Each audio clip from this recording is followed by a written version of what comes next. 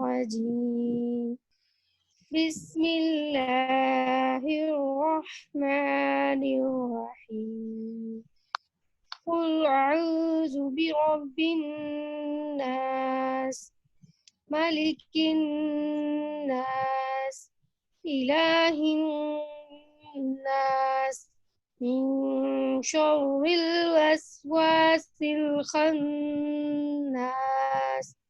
الذي يوسوس في صدور الناس من الجنة والناس صدق الله العظيम जज़ाकल्लाहु व बल्लगनाहु रसूलुहुन नबियुल करीमुल अमीन व रऊफुर रहीम। अच्छा जी, बिस्मिल्लाहिर्रहमानिर्रहीम। हम लोग पढ़ रहे थे कार्ल मार्क्स को, और कार्ल मार्क्स की हमने जो गुफ्तगू है वो उसके बारे में इब्तदाई तौर पर इसकी बायोग्राफी वो हमने डिस्कस कर ली थी, और इसमें को 2-3 सवाल भी थे जो मैंने पूछे थे आप लोगों से, वो भी शेयर हो गए थे। अब उसके बाद आज हमने शुरू करनी है पढ़ने या समझने की कोशिश करनी है इसकी थ्योरी, कि कार्ल मार्क्स का थ्योरेटिकल फ्रेमवर्क क्या है, वो थ्योरी कैसे डेवलप करता है। अच्छा, थ्योरी के लिए जनरल या अमूमी चीज़ें तो तकरीबन आप लोग समझ चुके हैं। अब इसमें 3 बुनियादी चीज़ें हैं जिनको इसकी थ्योरी के अज्जाए तरकीबी कंपोनेंट्स या वो क्या कहते हैं इंग्रेडिएंट्स कहा जाता है। तो कार्ल मार्क्स की जो थ्योरी है, इसके जो बुनियादी इंग्रेडिएंट्स हैं उनको उर्दू में अगर हम समझें तो वो ज़रा इजी रहेगा, फिर उसके बाद उसका इंग्लिश वर्जन भी समझने की कोशिश करेंगे, क्योंकि अगर टर्मिनोलॉजीज आपको ज़हन में आ गई फिर उसको सिर्फ टर्मिनोलॉजीज चेंज करके आपको इंग्लिश में भी समझ आ जाएगी। अच्छा, इसकी जो 3 बेसिक टर्मिनोलॉजीज हैं वो कहलाती है एक जदलियाती मादियत, दूसरी कहलाती है तारीखी मादियत, और तीसरी जो चीज़ है वो है मार्क्सी मईशत, यानी जो मार्क्स की मईशत है। दर हकीकत ये है इकोनॉमिकल थ्योरेटिकल फ्रेमवर्क, यानी मुआशियात का थ्योरेटिकल फ्रेमवर्क है कि मुआशी थ्योरी है। इसमें है क्या कि सबसे पहले इसमें हम जो जदलियाती मादियत है उसको समझने की कोशिश करेंगे। अच्छा, इसमें आप लोगों ने ही मुझे बताया था, जो आप लोगों ने पढ़ा उसमें एक हीगल का जिक्र आया था। हीगल की अपनी एक फिलॉसफी है, उसकी एक अपना थ्योरी है, और वो क्या करता है, वो एक बात करता है कि इस कायनात में, इस पूरी कायनात में एक यूनिवर्सल यानी आफाकी हकीकत मौजूद है, या एक आफाकी रूह, एक आफाकी सोल मौजूद है, या एक उसे कह लें कि एक रीजन मौजूद है। और वो जो रीजन है वो सारी की सारी जो है ना, हर चीज के पीछे, हर चीज के ऑपरेट करने वाली या हर चीज के लिए असबाब पैदा करने वाली वही चीज है।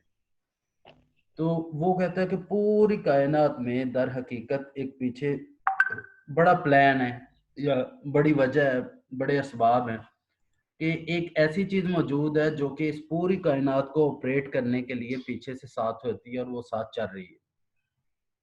और अपनी इस को वो रूह का नाम कह लें या उसको रीजन का नाम कह लें, ये दोनों नाम इसके लिए इस्तेमाल करता है हीगल। अच्छा, ये हीगल का फलसफा है, इसी को थोड़ा सा तब्दील करके कार्ल मार्क्स ने। अस्सलाम वालेकुम सर। वालेकुम अस्सलाम बेटे। अच्छा, अब जो कार्ल मार्क्स यहाँ पे ये कहता है, वो ये कहता है कि ये जो एक पुराना कदीम तस्वुर था यूनानी में मादियत का, तो वो उसको लेता है, यानी ये जो इसे रीजन या रूह का नाम देता है, इसी रूह को कह लें कि वो कहता है कि ये एक पूरी कायनात में जारी इल्लत है। अच्छा, इल्लत का लफ्ज अगर आपको याद हो तो हम पहले डिस्कस कर चुके हैं, है याद आप लोगों को? Yes sir.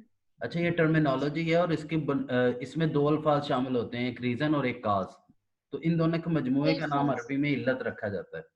तो उसी इल्लत को ये जोड़ता है कार्ल मार्क्स मादे के साथ, कि इस पूरी कायनात में पीछे एक मादा होता है, एक मटेरियलिस्टिक अप्रोच है या एक मटेरियल है जो कि पूरी कायनात के पीछे है और पूरी कायनात उसके मुताबिक ऑपरेट हो रही है, और उसी के साथ इंसान तरक्की भी करता है और उसी के साथ इंसान की तनज़्ज़ुली भी होती है।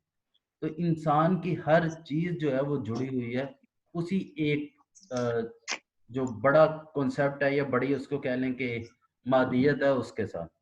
अच्छा, अब जो हेगल आलमगीर या यूनिवर्सल या आफाकी रूह या रीजन या इल्लत की बात करता है, मार्क्स जो है, कार्ल मार्क्स उस इल्लत या रूह या रीजन के साथ आके मादे को जोड़ देता है, मटेरियल को जोड़ देता है। अब मटेरियल, वो ये कहता है कि ये जो मटेरियलिज्म है या मटेरियलिस्टिक है या मटेरियलिस्टिक अप्रोच है इसकी, या जो मटेरियलिज्म है, वो ये कहता है कि ये कोई ना तो फिक्शन है और ना ही कोई तसव्वुफ है। यानी ये कोई रूहानियत का नाम नहीं है, या ये कोई वो नहीं है जैसे सिर्फ ख्याली पुलाव नहीं है, ना ही ख्याली खिचड़ी है, बल्कि ये एक साइंस है। और ये ऐसी साइंस है जिसको बड़ी आसानी के साथ समझा जा सकता है, लेकिन इसको समझने के लिए साइंटिफिक स्टडी की ज़रूरत है। यानी एक मुनज़्ज़म मुतालिया की ज़रूरत होती है जिसके ज़रिए इसको बड़ी आसानी के साथ समझा जा सकता है। तो ये बुनियादी तौर पर इसकी जो जदलियाती मादियत है, ये वो कहता है। अब इसमें वो कहता है कि अब इसको समझना कैसे है, या इसको जो कह लें कि जदलियाती मादियत है, इसको हमने समझ के इसमें तब्दीली कैसे करनी है, तो उसके लिए वो क्या करता है, 3 बुनियादी असूल देता है। सबसे पहले ये है कि उसका असूल ये है कि मिकदार की मेयार में तब्दीली।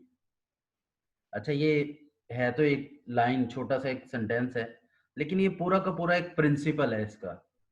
अब ये प्रिंसिपल कहता क्या है कि जो मिकदार है, क्वांटिटी है, हम इसको क्वालिटी में तब्दील करेंगे। अच्छा, ये करनी कैसे है? वो कहता है कि इंसानी फितरत हो, इंसानी मुआशरा हो या कायनात हो, तो ये तब्दीली जो है क्वांटिटी की क्वालिटी में और क्वालिटी की क्वांटिटी में, ये मुसलसल जारी रहती है। और जिस तरतीब से, जिस तेजी के साथ ये तब्दील हो रही होती है, उसी तेजी के साथ, उसी तब्दीली के साथ जो मुआशरा है, इसकी तश्कील और इर्तिका हो रहा होता है। इसी तेजी के साथ, उसी तब्दीली के साथ मुआशरे में तब्दीली आ रही होती है, मुआशरा तरक्की कर रहा होता है, मुआशरा आगे बढ़ रहा होता है। ये बात समझ आई आप लोगों को?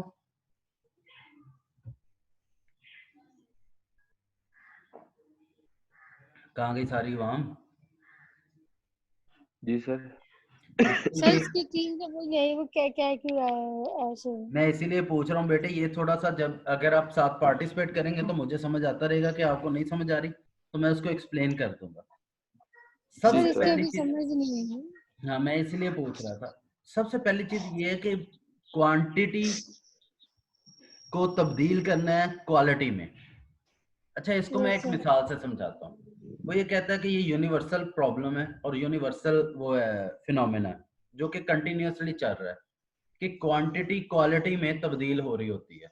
मिसाल के तौर पे, अगर आपने मोबाइल लेना हो तो कैसे लेते हैं? सर सर क्वालिटी पैसे, देख के। जी जी बोले बेटे। सर पैसे होंगे, फिर जो जिस मोबाइल की क्वालिटी अच्छी होगी वो हम ले लेंगे, फिर वो वेरी गुड। क्वांटिटी अच्छा, जो ये बड़ी क्वालिटी। बड़ी सिंपल सी और छोटी सी एग्जांपल है इस चीज की। अब पैसे क्या है? क्वांटिटेटिव मटेरियल है।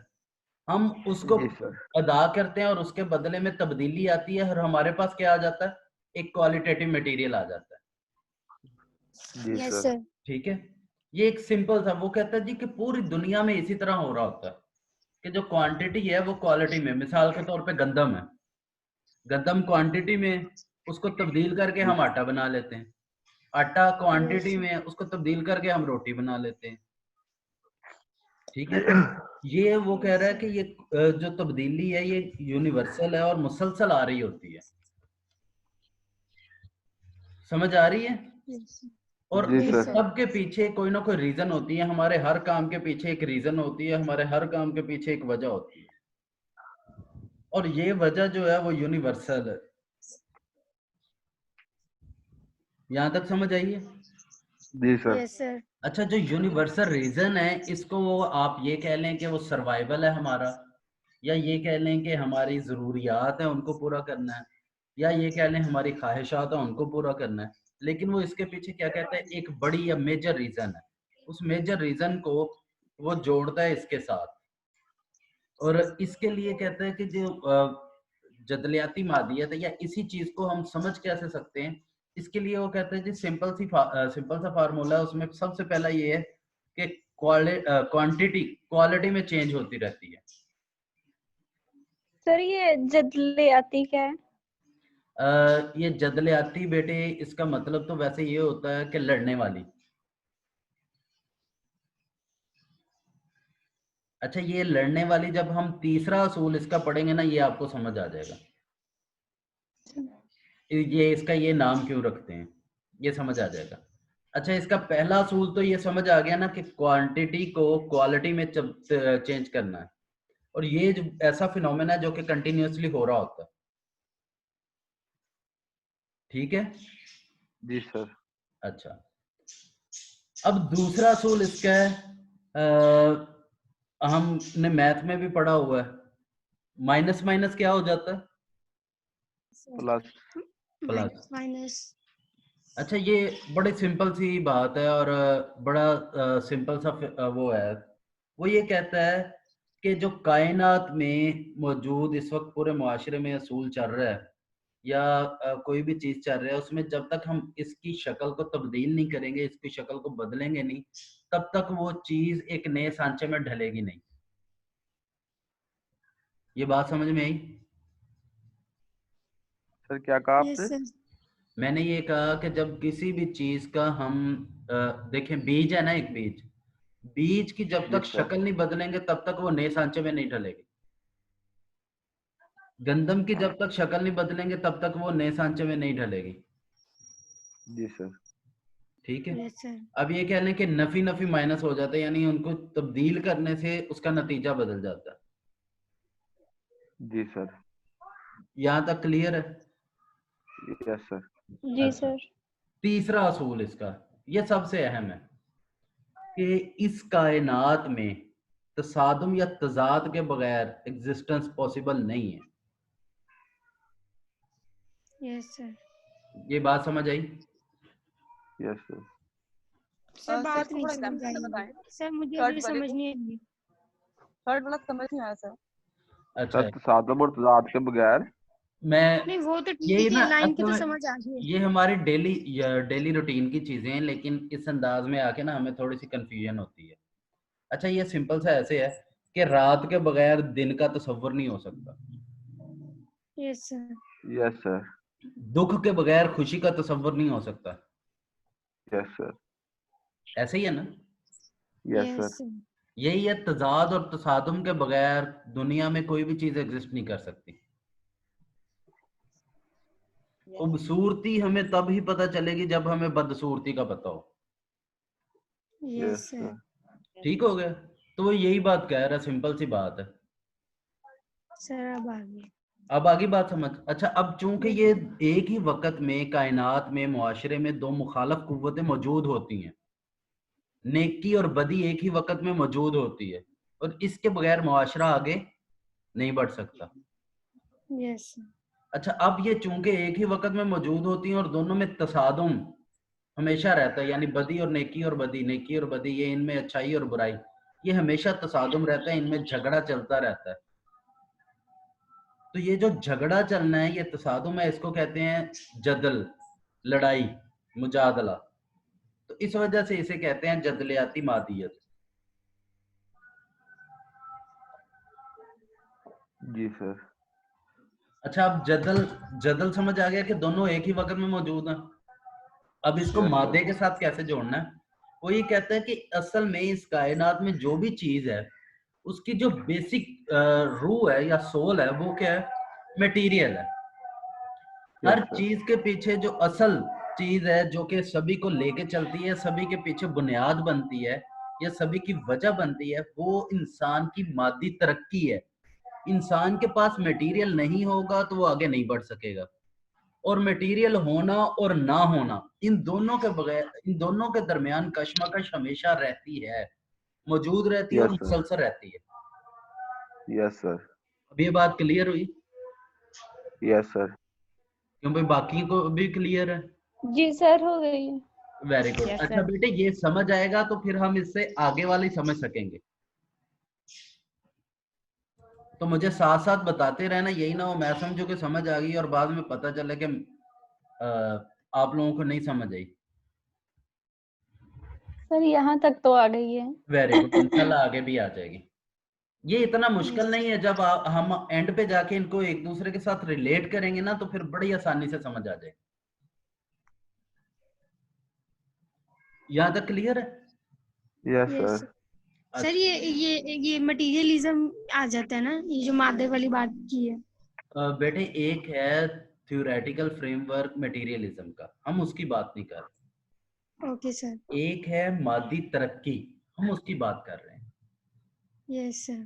ठीक है, अब ये क्या करता है, उस मादी तरक्की को या उस मादी जो मटेरियलिस्टिक अप्रोच है या इसके जो मटेरियल का तस्वुर है, उसमें ये कहता है कि हर चीज को समझने के लिए या मुआशरे में जो जदलियाती मादियत है, इसको समझने के 3 असूल हैं।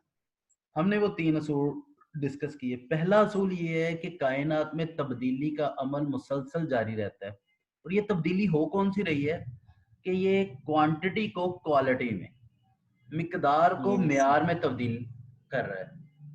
और ये मिकदार को म्यार में जो तब्दील करने का प्रोसेस है ना, ये कायनात में मुसलसल जारी रहता है। और इसी के यस। तसलसल का नाम जो है वो समाजी तश्कील है या समाजी इर्तिका है। जी सर। ठीक है, ये इसका पहला असूल है। दूसरा ये है कि नफी की नफी है या माइनस माइनस प्लस हो जाता है, तो ये कहता है कि समाजी तश्कीलो इर्तिका में नफी इनकार का इनकार करना जरूरी है। जी सर। ठीक है, उसकी मैंने मिसाल दी थी आपको कि वो उसकी हम शक्ल बदलेंगे तो नतीजा निकलेगा। इसका तीसरा असूल ये है कि मुआशरे में मुखालफ कुव्वतें जो कि हमेशा से मुतसादम होती हैं या मुतहर्रक होती हैं, ये दोनों हमेशा मौजूद रहती हैं। जी सर। ठीक, इन 3 असूलों को मिला के वो इस कॉन्सेप्ट, इस तस्वुर का नाम रखता है जदलियाती मादियत। यहाँ तक क्लियर है? जी सर। पक्की बात है? जी सर। जी यस सर। सर। ठीक है। जी उसके सर। बाद इसी मादियत को वो लेके आगे चल रहा है। वो ये कह रहा है कि हर मादियत के पीछे एक तस्वुर होता है, वो क्या है? वो है तारीखी इर्तिका। हमने इसके कितने असूल बताए थे कि कितनी चीजें इसके बेसिक अज्जाए तरकीबी इंग्रेडिएंट्स कितने हैं? 3 सर। सर 3। वेरी गुड, 3 थे। पहला था यस सर। जदलियाती मादियत, ये हो गया। अब यस सर। दूसरे की तरफ हम मूव कर रहे हैं, इसे कहते हैं तारीखी मादियत। अच्छा, तारीखी मादियत का मतलब ये है कि तारीखी इर्तिका। तारीखी इर्तिका किस चीज का? इंसान के शऊर का, इंसान के वजूद का। अच्छा, ये इंसान के जी सर। वजूद और इंसान के शऊर का तारीखी इर्तिका कैसे होता है? अब ये देखें, इंसान था, इंसान को अपने सर्वाइवल के लिए, खाने पीने के लिए चीजों की जरूरत थी। इब्तदाई तौर पर क्या यस। करता था? इंसान शिकार करके गोश्त खाता था। इसी शिकार यस सर। करके गोश्त खाने से तरक्की करता है, और तरक्की करके फल खाने लगता है, फल से फिर फसल उगाने लगता है, और फसल उगाने से एक पूरा का पूरा निज़ाम, फिर वो फलों में से देखता है कौन सी चीज मजेदार है, फायदेमंद है, उनको अलग से साइड पे करके नाम दे लेता है। फिर वो यस सर। देखता है कौन सी चीज मजेदार नहीं है बल्कि नुकसानदेह है, उनको वो अलग कर लेता है। तो ये सारी चीजें क्या है, इंसान ने मरहलावार इर्तिका की शक्ल में यहाँ तक पहुंचा। फिर उसने ये देखा कि वो उसे जमीन में फसल बीजने के लिए, काश्त करने के लिए आलात औजार की जरूरत है। तो वो पहले क्या करता है, एक वो कुल्हाड़ी बनाता है, या वो कह लें कि कई बनाता है, कई से फिर हल बनाता है, हल से फिर भैंस के साथ हल चलाता है, फिर भैंस के साथ हल चलाने से वो ट्रैक्टर के साथ हल चलाता है। तो ये क्या है, इंसान तरक्की कर रहा है, इर्तिका कर रहा है। इंसान का जी सर। शऊर और इंसान का वजूद ये इस चीज का वो नहीं करता, बल्कि क्या कर रहा होता है कि मुआशरे में इंसान जिस जिस तरह से जो जो चीजें जरूरत के तहत तश्कील दे रहा होता है, उसके जरिए से इर्तिका हो रहा होता है। यहाँ तक बात सही है? क्लियर है? जी सर। अच्छा, ये जो इंसान का इर्तिका है, ये दरअसल इंसान का इर्तिका होता है मटेरियलिस्टिक तब्दीली की वजह से, वही बात जो क्वांटिटी को क्वालिटी में बदलने वाली है। जी सर। यहाँ तक क्लियर है? Yes sir. अच्छा सर ये मिकदार को जैसे म्यार में जैसे तब्दील करने का निजाम दुनिया में चलता रहता है, इसे क्या कहते हैं? बेटे समझ नहीं आई क्या पूछा आपने? मिकदार को म्यार में तब्दील करने का निजाम दुनिया में चलता रहता है, इसको आपने क्या बताया था?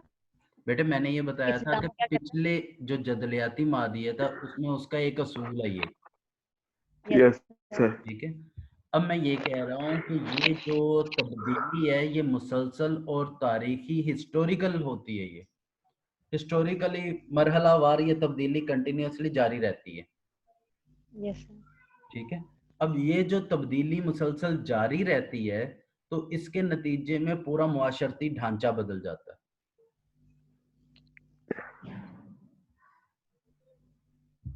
क्लियर है यहाँ तक? Yes sir. यस जी अच्छा, सर। और वो ये कह सर रहे हैं, दो हो गए। Yes sir. वो ये कह रहा है कि तारीखी इर्तिका को समझने के लिए ये क्या करता है कि इस तारीखी इर्तिका को समझने के लिए साइंस के इतलाक का नाम तारीखी मादियत कर देता है। इसमें सिंपल सा ये कहता है कि दरअसल इंसान की तरक्की का तायुन इंसान के शऊर के साथ नहीं है, बल्कि उस मादी तरक्की के साथ है जो कि मुसलसल इंसान कर रहा होता है।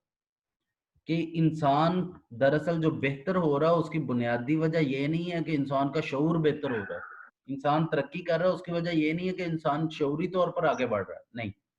ये कहता है कि दरअसल इंसान बेहतर हो रहा है क्योंकि वो मटेरियलिस्टिकली या मादी तौर पर बेहतर हो रहा है। क्लियर है? यस जी सर। सर। अच्छा, अब ये मटेरियलिस्टिकली या मादी तौर पर इंसान की बेहतरी जब इसको हिस्टोरिकल पैराए में देखेंगे या हिस्टोरिकल पर्सपेक्टिव में देखेंगे तो फिर इसको कहते हैं तारीखी मादियत। Okay sir. जी सर। यहाँ तक क्लियर है? जी सर। पक्की बात है? जी सर। Yes sir. तीसरा तीसरा असूल इसका, तीसरी बेस इसकी थ्योरी की। अब इसमें ये करता है एक थ्योरेटिकल फ्रेमवर्क देता है ये दोनों बातें बताने के बाद, जिसे हम कहते हैं मार्क्सी मईशत। क्या कहते हैं?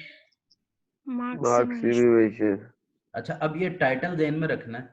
इसमें एक इस्तिलाह, पहले तो ये मार्क्सी मईशत है क्या, ये आप लोगों ने पिछले लेक्चर में ही बताया था मुझे कि इसने एक किताब लिखी थी दास कैपिटल। यस। जी जी।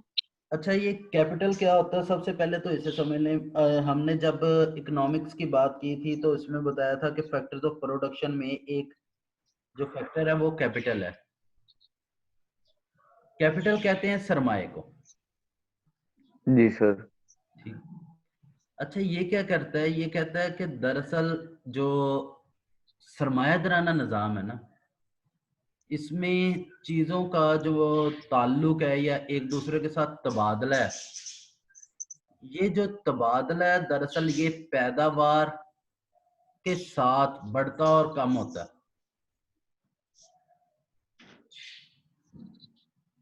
समझ आई ये बात? जी सर। सरमाया तब बढ़ेगा जब आपके पास पैदावार बढ़ेगी। जी सर। पैदावार में इजाफे के बगैर सरमाया में इजाफा मुमकिन नहीं है। जी सर। ठीक। जी सर। अच्छा, इसमें एक जो अहम चीज है वो ये है कि मैं थोड़ा सा इसको शेयर करके साथ समझा देता हूँ। अच्छा, ये इसमें कहता है कि जो सरमाया है ये करता क्या है। असल में एक तो सरमाया वो है कि जो कि हम लगाते हैं और सर लगा जो के। आप बता रहे हैं इसकी जो हेडिंग बनती है प्लीज उसको भी मेंशन कर दें, जब भी आपने बोला कि heading, किसकी बेटे? ये सरमाए से पहले जो सरमाए का जो आप बता रहे हैं उसका आपने वो बोला था। इसकी हेडिंग है बेटे मार्क्सी मईशत। जो कार्ल मार्क्स सर मईशत का तस्वुर देता है ना, हम उसको डिस्कस करने लगे हैं। सर ये भी मेंशन कर दें नाम, क्या बेटे? ये जो नेम है सर ये वो भी कह रही है मेंशन। कि मार्क्सी माशियत थोड़ा सा ऊपर लिख दें। अच्छा अच्छा, ये नहीं। सर वर्ड माशियत होता है, माइशत होता है। दोनों ही हैं। मुआशियत जरा और सेंस में होता है, मईशत जरा और सेंस। इकोनॉमी, इकोनॉमी जिसे कहते हैं वो मईशत है। Okay sir. ठीक है, तो मार्क्सी मईशत के कार्ल मार्क्स मईशत को देखता कैसे है? वो ये कहता है कि हर चीज के पीछे जो है ना, असल में जो चीज मौजूद है वो यही है। इसमें एक और चीज होती है जिसे वो नाम देता है सरप्लस वैल्यूज। Surplus value. अच्छा, ये सरप्लस वैल्यू क्या है? देखें, दो चीजें हैं। एक है फैक्ट्री, हम थोड़ी सी मिसाल से इसको समझते हैं कि एक फैक्ट्री है, फैक्ट्री में जहाँ पे मजदूर काम करते हैं और चीजें प्रोड्यूस होती हैं। अब वहां पे जो कुछ भी बन रहा है, मिसाल के तौर पे गारमेंट्स तैयार हो रही है, तो क्या गारमेंट्स मशीनरी के बगैर वहां पे गारमेंट्स तैयार हो सकती हैं, कपड़े तैयार हो सकता? No sir. तो नहीं हो सर सकता। Very good. यानी इसके लिए हमें जो है वो फैक्ट्री की जरूरत रहनी है, और फैक्ट्री या मशीनरी के बगैर हमारा गुजारा मुमकिन नहीं है। एक चीज ये होगी। अच्छा, मशीनरी मौजूद है, मशीनरी के साथ क्या खाम माल के बगैर, मटेरियल के बगैर वो बन सकती है garment? No no sir sir. Very raw good. Material भी जरूरी है। रॉ मटेरियल ये भी जरूरी है, इसके बगैर गुजारा नहीं है। नहीं है। दो चीजें होगी। तीसरी चीज, क्या इसको बनाने वाले के बगैर चीजें बन सकती हैं? सर कभी भी नहीं। कभी नो भी। सर। इसलिए यहाँ पे मजदूर का होना जरूरी है। ठीक है जी, मजदूर जी होगा तो सर। इसको बनाएगा। यहाँ जी तक सर। क्लियर है? जी सर। जी अच्छा, सर। कल आप लोगों ने मुझे आप में से किसने मेरे ख्याल में ये बताया था, किसने बताया था भला? मोहसिन ने सरमाए की दो अक़साम बताई थी, जिंदा सरमाया और मुर्दा सरमाया। क्यों भाई, कहाँ गया मोहसिन? साथ ही है?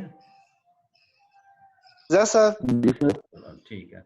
अच्छा बेटे, ये जिंदा सरमाया कौन सा था और मुर्दा सरमाया कौन सा है?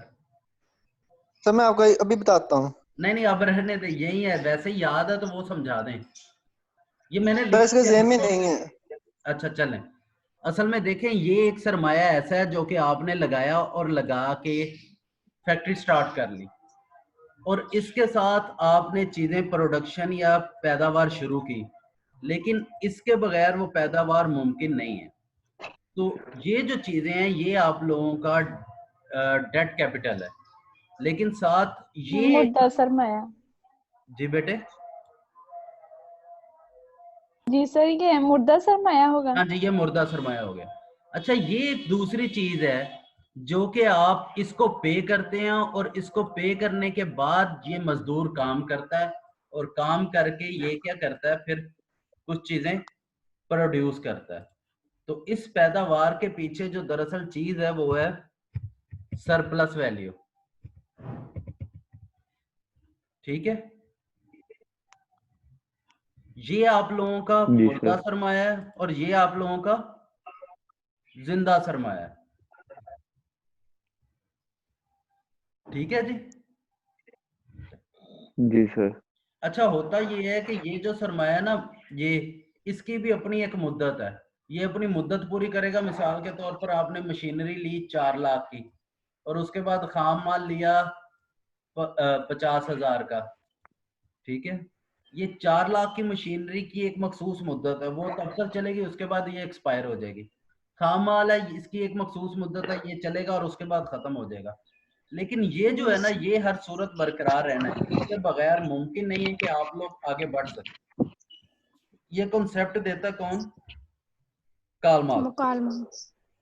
ठीक है जी, यहाँ तक यस क्लियर सर। है? जी सर। अच्छा, अब इन चीजों को वो जोड़ता है।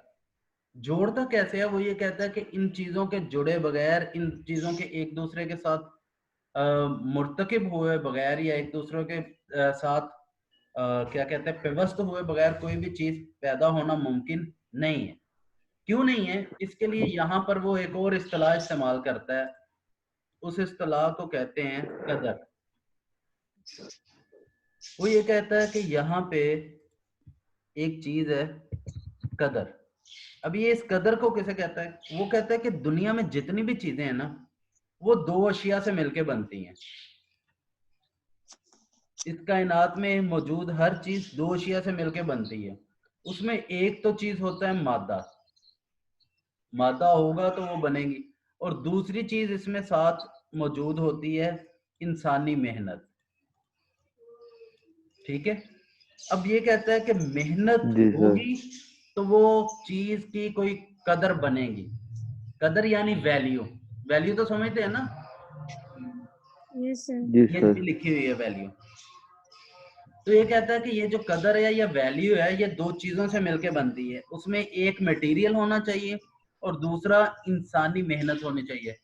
मिसाल के तौर पे जमीन होनी चाहिए और जमीन में काश्त करने के लिए इंसानी मेहनत होनी चाहिए। जब जमीन में इंसानी मेहनत शामिल होगी जमीन के साथ तो फिर उसकी नतीजा जो है पैदावार की शक्ल में सामने आएगा। ठीक हो गया? जी सर।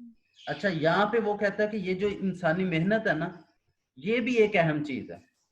इसको ये कहता है कि ये इंसानी मेहनत उस कुव्वत का नाम है या उस कुव्वत अमल का नाम है जिसके जरिए इंसान थक जाए। यहाँ तक क्लियर है?